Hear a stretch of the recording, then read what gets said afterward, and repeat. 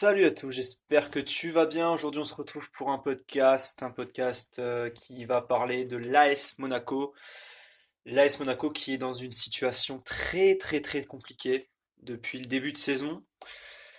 15 blessés actuellement à l'heure où je parle, 19e avec 7 points, égalité de points avec le dernier Guingamp.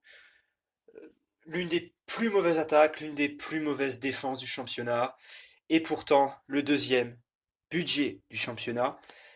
Compliqué.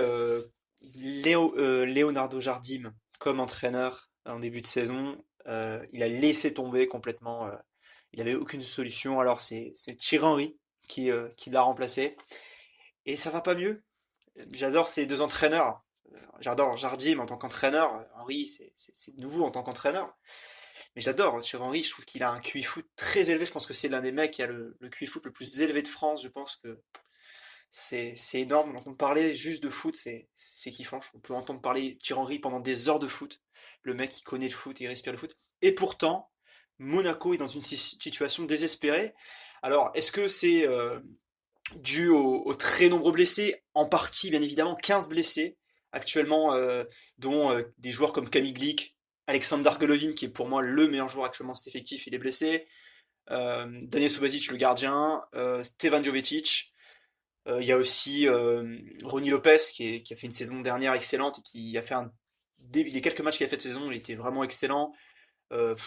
Jordi Mboula et Nasser Chadli blessés lors du dernier match contre le Paris Saint-Germain, donc il sera ajouté en plus. Et voilà, c'est vraiment une catastrophe du côté de Monaco. Il y a des joueurs aussi qui ont de l'importance, hein, Aoulou, Goebbels, voilà, qui sont pas non plus des mauvais joueurs, hein, bien évidemment. En plus, s'ajoute à cela le manque de confiance de Radamel Falcao. Radamel Falcao, c'est l'année du tir, je crois, c'est 30 buts. L'année dernière, il devait pas être très loin, il devait être autour de 20-25 buts. Cette saison, il est devant, il a un duel devant le gardien et il contrôle au lieu de frapper. Il est clairement en crise de confiance, ça, c'est normal. T'as des joueurs comme Sidibé aussi qui sont mauvais, qui sont pas à leur niveau, qui sont vraiment pas à leur niveau.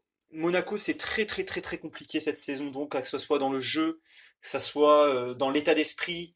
Aujourd'hui, forcément, je pense notamment au match contre Reims, où ils perdent 1-0, mais il y a rien, il y a pas de révolte.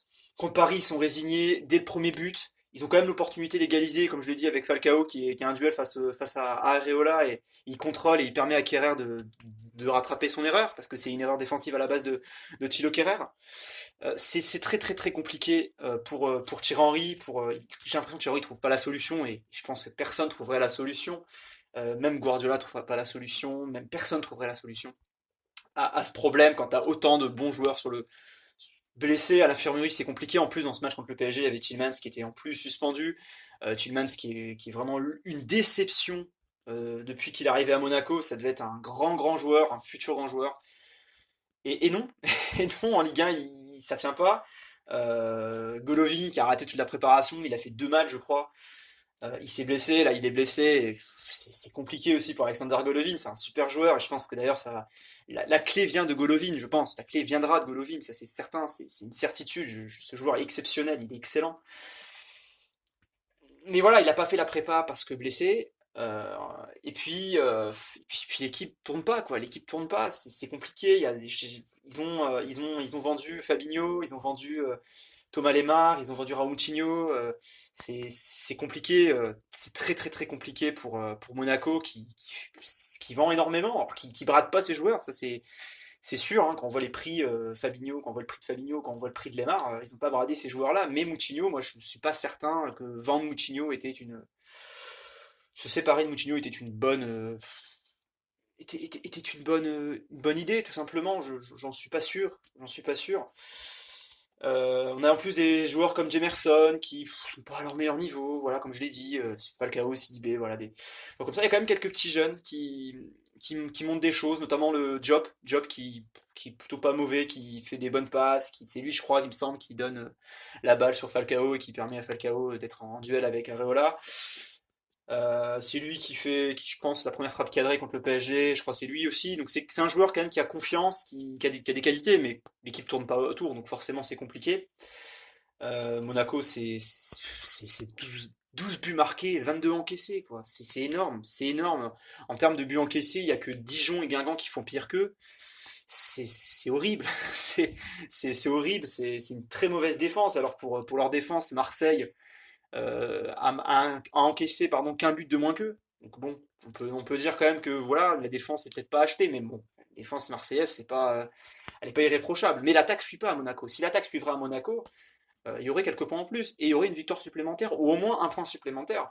À Reims, voilà, à Reims, je pense qu'une équipe qui a envie, qui a confiance en elle, qui montre des choses, elle doit prendre au moins un point à Reims et elle le prend pas et ça permet à Reims de prendre 3 points et de s'envoler. Alors c'est une superbe équipe Reims, hein, ils prennent très très peu de buts, ils en ont pris que 12 depuis le début de saison, donc c'est compliqué quand on attaque tourne peu, c'est compliqué. Forcément c'est compliqué, mais il y a quand même les petits ajustements à faire pour Thierry Henry. Euh, le mercato hivernal va être très très très important pour l'AS Monaco. C'est certain. Monaco ne jouera pas le maintien. Du moins, ils joueront. Je pense qu'en fin de saison, Monaco sera largement sauvé. Voilà, si t'es supporter à Monégasque, je n'y crois absolument pas au fait que Monaco jouera le maintien toute la saison. Comme je te l'ai dit, il leur suffirait là de 2 victoires actuellement pour sortir de la zone rouge. Ils peuvent largement les avoir, même avant la fin de la première partie de saison, quoi. Même avant l'hiver, ils peuvent les avoir, quoi. Donc, c'est possible, ça dépendra effectivement des retours, s'il y aura des retours ou pas. Il me semble que Golovin va pas tarder à revenir et Ronny Lopez aussi. Donc ça dépend, ça va dépendre bien sûr des blessures. Après, il y a des blessures quand même où c'est pas très important. Je veux dire, c'est pas grave. Bien sûr, attention, hein, je dis pas que ces joueurs-là, bien fait pour eux de se blesser. Hein. Mais je dis voilà, c'est pas des joueurs extrêmement qui vont faire la différence. Mais bon, c'est mieux d'avoir des joueurs qui ont un peu d'expérience en Ligue 1 que des joueurs qui jouaient en National 2 et encore cet été et qui étaient même pas, ça se trouve, dans le groupe pour préparer la saison. Donc c'est compliqué quand tu vois qu'il y a des joueurs à Monaco qui rentrent contre le Paris Saint-Germain, il n'y a même pas leur nom sur leur maillot. Ça arrive en Ligue 2 quand tu es en galère financière et que tu dois prendre des jeunes, prendre des jeunes de la réserve pour boucler ton effectif parce que tu as 2, 3 blessés. Ça arrive jamais au deuxième budget de Ligue 1 et encore moins un club qui joue la Ligue des Champions. Ça arrive jamais ça. Pourtant, c'est ce qui arrive, c'est ce qui est en train d'arriver. Donc c'est effectivement très très très compliqué pour Monaco. J'ai entendu qu'ils voulaient Trossard, le joueur de Genk, du côté en Belgique, c'est un super joueur, vraiment c'est un super attaquant. Encore une fois, c'est un pari. C'est pas une valeur sûre en Ligue 1, il joue en Belgique, alors ok, il joue aussi en Ligue des Champions, il a marqué quelques buts en Ligue des Champions, il est très très bon. Mais c'est pareil, Tillmans en Belgique c'était un super joueur, et en Ligue des Champions c'était un super joueur aussi. Et pourtant, à Monaco, ça tourne moins bien. Il y a plein de joueurs comme ça qui. Ça tourne moins bien arrivé en Ligue 1. Ligue 1, c'est un championnat particulier. Même si, effectivement, cette saison, le niveau de la Ligue 1 n'est pas très, très, très élevé. Le match OM-PSG, le match Monaco-PSG l'a montré ce dimanche, quoi. C'est très, très, très compliqué. C'était une purge. C'était une purge. En face, il y avait 1000 enjeux. Fallait être fort pour résister à ne pas le regarder ce match, quoi. C'était dingue. Alors en face, il y avait aussi un peu avant, il y avait Boca River. Boca River, et nous on se tapait Monaco PSG qui est censé être une grande affiche, voire la meilleure affiche du championnat de France de Ligue 1 ces dernières années, peut-être derrière le Classico. Et, et on assiste à un match amical, on n'a pas assisté à un match de Ligue 1, on a assisté à un match amical. Les trois de devant du PSG ne, ne défendaient pas. C'est compliqué, c'est très très compliqué pour Monaco. En tout cas, voilà, le mercato hivernal va faire grand bien. La trêve là de 2 semaines aussi va faire bien, va faire grand bien. Ça va permettre de récupérer quelques joueurs, de ne pas précipiter les retours et de préparer tranquillement le match qui vient. Je sais pas contre qui ils jouent, mais bon, ils doivent pas jouer non plus contre une grande équipe. J'espère pour eux, parce que s'ils se tapent une grosse équipe, ça va être compliqué pour eux. Voilà, j'en sais tout. Je pense qu'il ouais, y avait besoin. Alors les postes qu'il y a besoin de renforcer, mercato hivernal, bah, l'attaque peut-être. L'attaque, je suis pas certain que ça soit une priorité parce que tu regardes, t'as quand même Falcao et Jovetic.